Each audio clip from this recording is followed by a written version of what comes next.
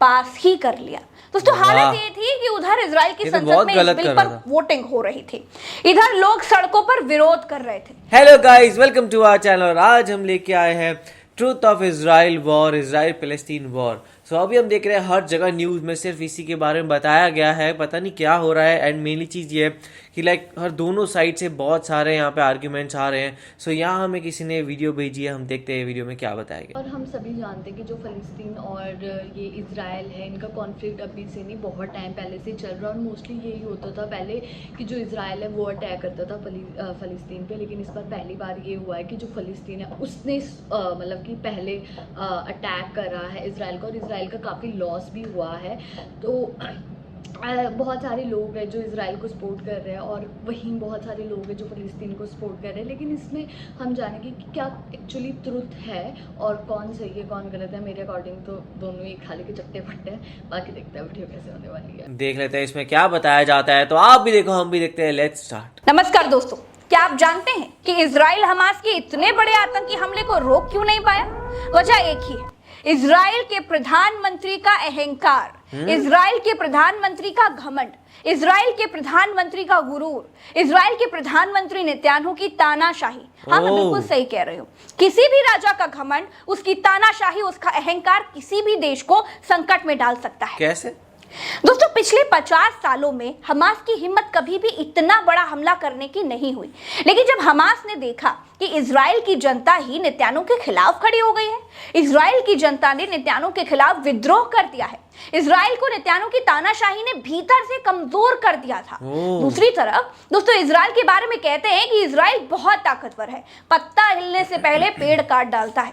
Israel की Mossad के बारे में इतना भौकाल दुनिया भर में है। सही बात लेकिन वो क्या कारण था कि न तो मोसाद को कुछ समझ में आया, न ही किसी और को आतंकी संगठन हमास के हमले की खबर लगी। हमास ने समुद्र के रास्ते से पैराग्लाइडर से उड़कर गोलियां बरसाई, 5000 मिसाइलें दाग डाली और इजराइल सोता रहा। दोस्तों ये सारे दावे ना खोखले होते हैं। इजराइल के बारे में समझना चाहते हैं तो पहले कुछ महीने पहले मई जून में चलिए। हुआ ये कि नेतन्याहू खुद को खुदा समझने लगे थे। किसी भी देश में जब किसी को जनता ज्यादा समय तक गद्दी पर बिठा देती है तो वो खुद को ना खुदा समझने ही लगता है। उसे लगने लगता है कि केवल उसका ही वचन है शासन, कोई उससे ऊपर नहीं है। यही इजराइल में हुआ। नेतन्याहू ने खुद को सबसे शक्तिशाली बनाने के लिए इजराइल की संसद से जुडिशियल ओवरऑल बिल पास करा लिया। ये वो कानून था जिससे अब इजराइल में सुप्रीम कोर्ट सरकार के किसी भी फैसले को गलत बताकर खारिज नहीं कर सकेगा। यानी जो सरकार कहेगी वही होगा। नेतन्याहू ने कानून बनाकर सुप्रीम कोर्ट को खुद से छोटा कर दिया। संसद में इसका विरोध हुआ तो 56 सांसदों को संसद के बाहर फेंकवा दिया गया। मतलब संसद में मौजूद जो मार्शल थे उन्होंने इसका जब विरोध हुआ तो जितने सांसद थे उनको संसद से बाहर का रास्ता दिखा दिया। फिर 64 सांसदों ने बिल के पक्ष में वोट डाला और विरोध करने वाला तो वहां पर कोई था ही नहीं। अगले दिन इजराइल में जो अखबार छपे आप जानते हैं, उनका पहला पन्ना काला था, ब्लैक। इजराइल के भीतर इसका भयंकर विरोध हुआ। लाखों लोग नेतन्याहू के इस फैसले के खिलाफ सड़कों पर उतर आए। जब से लोगों को इजरायली सरकार के इस बिल की खबर लगी थी तब से लोग इसका विरोध कर रहे थे। 29 हफ्तों तक लोगों ने प्रदर्शन किया, लाखों लोग सड़कों पर रहे, लेकिन नेतन्याहू को खुद को खुदा बनाना था। इतने विरोध प्रदर्शन के बाद भी नेतन्याहू ने यह बिल पास ही कर लिया। दोस्तों हालत ये थी कि उधर इजराइल की संसद में इस बिल पर वोटिंग हो रही थी, इधर लोग सड़कों पर विरोध कर रहे थे। इजराइल की राजधानी तेल अवीव की सड़कें पटी हुई थी लोगों से। लोग कह रहे थे कि बेंजामिन नेतन्याहू अब रूसी राष्ट्रपति पुतिन की तरह हो गए हैं, वो देश को तानाशाही की ओर ढकेल रहे हैं। लोग नारे लगा रहे थे कि या तो लोकतंत्र चाहिए या फिर विद्रोह होगा। पुलिस ने प्रदर्शन कर रहे लोगों को पीट पीट कर खदेड़ दिया। दोस्तों इतिहास गवाह है कि जनता ने जिसको ज्यादा समय के लिए कुर्सी पर बिठाया है ना, वो तानाशाह बनने निकल पड़ा है। यही नेतन्याहू के साथ हुआ और यही तानाशाही नेतन्याहू ने की। नेतन्याहू पूरी पावर अपने हाथ में ही लेना चाहते थे। अपने हाथ में पावर ले भी ली, लेकिन विद्रोह हो गया। इजराइल लेकिन इस चीज का हमत से क्या लेने देना? लोगों का भरोसा अपने ही प्रधानमंत्री से उठने लगा था। नेतन्याहू को इसका एहसास हुआ तो उन्होंने कहा कि इजराइल मजबूत लोकतांत्रिक देश है और इस तथ्य को कोई भी नहीं बदल सकता। हम हर हाल में साथ खड़े रहेंगे। आपसी मतभेद के चलते दुश्मनों के सामने देश कभी भी कमजोर नहीं पड़ेगा। नेतन्याहू की सनक ने इजराइल को भीतर से तोड़ दिया था। आतंकी संगठन हमास ये सब कुछ बहुत करीब से देख रहा था, पूरी की पूरी प्लानिंग कर रहा था, और नेतन्याहू खुद को इजराइल का सबसे ताकतवर राजा बनाने की कोशिश में लगे थे। क्योंकि इजराइल में नेतन्याहू की गठबंधन की सरकार चल रही है। जिस पार्टी से नेतन्याहू सदस्य हैं उसका नाम लिकुड है। इनकी अपनी पार्टी के 32 सदस्य हैं, या यूं कहें कि सांसद हैं।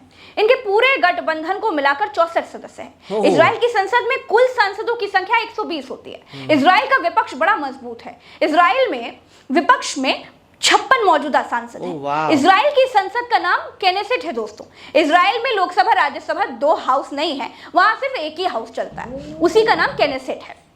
ये यरूशलेम में गिबत-राम में पड़ता है। यही सारे कानून बनते हैं और यहीं से राष्ट्रपति बनते हैं। अभी पिछला चुनाव अभी 2022 में ही हुआ है। अब कहने का मतलब यह है दोस्तों कि नेतन्याहू सरकार बहुत ज्यादा नंबरों से नहीं बनी है, इसीलिए नेतन्याहू खुद को मजबूत करने के लिए और इनके निर्णयों को सुप्रीम कोर्ट भी ना बदल पाए, इसकी वजह से अंदर से इजराइल वीक हो गया था। कम करने वाला कानून लेकर के आ जाते हैं। इसके बाद जून जुलाई के महीने में देश में विद्रोह हो जाता है। नेतन्याहू अपनी सरकार बचाने और अपने देश के लोगों को समझाने में लगे हुए थे, और दूसरी तरफ हमास ने हमला कर दिया। हमास को अमेरिका ने आतंकी संगठन घोषित कर रखा है, लेकिन हमास खुद को फिलिस्तीन की आर्मी कहता है, क्योंकि फिलिस्तीन के पास अभी तक कोई आधिकारिक आर्मी नहीं है। हमास खुद को फिलिस्तीन का रक्षक बताता है। हमास गाजा से आगे बढ़ रहा है। इजराइल के बेगुन एयरपोर्ट पर भी हमला कर दिया है। फिलिस्तीन के पक्ष में ईरान, सऊदी, टर्की, मिस्र, यूएई और कतर भी खड़े हो गए। इनका कहना है कि युद्ध नहीं होना चाहिए, लेकिन इजराइल को फिलिस्तीन की जमीन वापस कर देनी चाहिए। दूसरी तरफ इजराइल के साथ भारत, अमेरिका, ब्रिटेन, रूस जैसे देश भी साथ खड़े हो गए हैं। एक समय था दोस्तों जब भारत भी फिलिस्तीन के पक्ष में था। अटल बिहारी वाजपेयी ने खुले मंच से कहा था कि जमीन कब्जा करने वाले इजराइल के साथ भारत खड़ा नहीं होगा। दोस्तों उम्मीद है कि इस जानकारी वाले रिसर्च वीडियो में आपको सारी की सारी जानकारियां अच्छी लगी होंगी और आपको सब कुछ समझ में आ गया होगा कैसे सारी चीजें उल्टी हो गई है। एंड यहाँ पे इजराइल का बताया गया कि इजराइल जो था वो पहले किस तरीके से अपने आप को ही खोखला करता गया अंदर से, एंड उसने कहीं ना कहीं एक ही डेमोक्रेसी हटा के कहीं ना कहीं एक राज्य जैसे एक वैल्यू देनी शुरू कर दी। उसके बाद यहाँ पे हमास ने उसका फ़ायदा उठा के उन पर अटैक कर दिया। एंड दूसरा जहाँ देखा जाए तो जैसे इंडिया का भी जो रोल था, इंडिया पहले पैलेस्टाइन के लोगों के साथ था, लेकिन अभी इस साइड हो गया है। सो उस वजह से भी शायद मेरे ख्याल से इजराइल और पावरफुल होता जा रहा है। हाँ, और ये वीडियो काफ़ी ज़्यादा इन्फॉर्मेटिव थी। हमें बहुत सारी चीज़ें पता लगी। हमें ये नहीं पता था कि वहाँ पे बेसिकली इजराइल में मोनार्क रूल चल रहा है। हम लोगों को ये भी नहीं पता था कि वहाँ पे मतलब जैसे हमारे यहाँ पे सेंट्रल गवर्नमेंट, स्टेट गवर्नमेंट होती है, 2 टाइप की गवर्नमेंट होती है, लेकिन वहाँ पे ऐसा कुछ नहीं है, सिर्फ वहाँ पे एक ही गवर्नमेंट होती है। तो ये चीज़ भी हमारे लिए काफ़ी ज़्यादा नई थी, और हम लोगों को ये भी बहुत सारी हमें चीज़ें पता लगी इस वीडियो से। तो कह सकते हैं कि काफ़ी ज़्यादा इन्फॉर्मेटिव वीडियो थी, और हम तो बस यही चाहेंगे कि जो फ़लस्तीन और इजराइल की भी जो भी चीज़ें चल रही हैं ना, वो जल्दी से जल्दी ठीक हो जाए, क्योंकि उसके कॉन्सिक्वेंसेज ना लोगों को फेस करने पड़ रहे हैं, आम लोगों को फेस करने पड़ रहे हैं। जैसे कि उन्होंने बताया कि लोग सो रहे थे और फिर अटैक हुए, तो यार वो कितनी गलत चीज़ है ना, आपको पता ही नहीं कि आपके साथ क्या होने वाला है। तो लिटरली ये बहुत ज़्यादा शॉकिंग और मतलब बहुत ज़्यादा बुरी चीज़ है। बाकी मुझे वीडियो मतलब काफ़ी इन्फॉर्मेटिव है। वही वायलेंस तो जितना जल्दी है उतना जल्दी एंड होना चाहिए। इसमें आप लोगों का क्या कहना है, आप हमें कमेंट सेक्शन में ज़रूर बताइएगा। तो ऐसे ही लाइक करते जाइए, कमेंट करते जाइए, शेयर करते जाइए और सब्सक्राइब करते जाइए। बाय।